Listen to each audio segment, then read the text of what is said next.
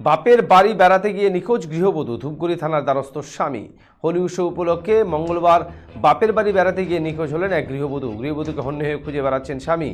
ঘটনায় ব্যাপক সরগোল পড়ে গিয়েছে ধূপগুড়িতে। ইতিমধ্যে ধূপগুড়ি থানায় নিখোঁজের অভিযোগ জমা করেছেন নিখোঁজ গৃহবধূর ভাই তাপস শীল।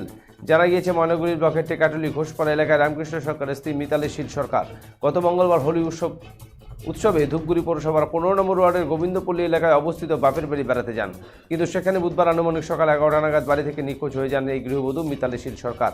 পরিবারের সদস্যরা বিভিন্ন জায়গায় খোঁজাখুঁজি করলেও তার কোনো সন্ধান পাননি। অবশেষে বৃহস্পতিবার ধূপগুড়ি থানায় নিখোঁজের অভিযোগ জমা করেন এই গৃহবধূর ভাই তাপস শীল। এদিকে স্ত্রী নিখোঁজ হয়ে যাওয়ার খবর জানতে পেরে তার স্বামী রামকৃষ্ণ সরকার বিভিন্ন এলাকায় হন্য হয়ে স্ত্রীকে খুঁজতে থাকেন, কিন্তু এখনও তার কোনো সন্ধান পাওয়া যায়নি। যদিও রামকৃষ্ণ সরকার বলেন তার স্ত্রীর একটু মানসিক সমস্যা রয়েছে। এর আগেও বাড়ি থেকে বের হয়ে পড়েছিলেন তিনি।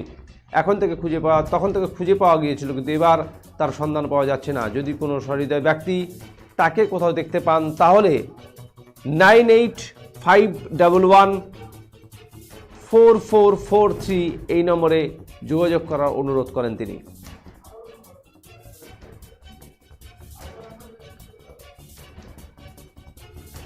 যে নম্বরে তার খোঁজ পেলে যে নম্বরে যোগাযোগ করতে হবে সেই নম্বরটি আরেকবার উল্লেখ করছি, 9851144443।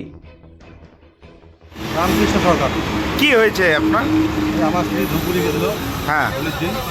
হোলির পরের দিন 11টার দিকে বাড়ি গেছে, বাড়ি থেকে না বলে বাড়ি গেছে। মানে বাপের বাড়ি গিয়েছিল? বাপের বাড়ি গেছিল। বাপের বাড়ি কোথায়? ধূপগুড়ি। ধূপগুড়ি কোথায়? গোবিন্দপল্লী 15 নম্বর ওয়ার্ড। কবে থেকে নিখোঁজ? কালকে কালকে? কালে 11টা 12টা। মানে কি মনে হচ্ছে আপনার? মানে মাথা একটু গন্ডগোল আছে তো, তো চলে গেছে আর কি, চলে গেছে, খুঁজে পাওয়া যাচ্ছে না। এর আগেও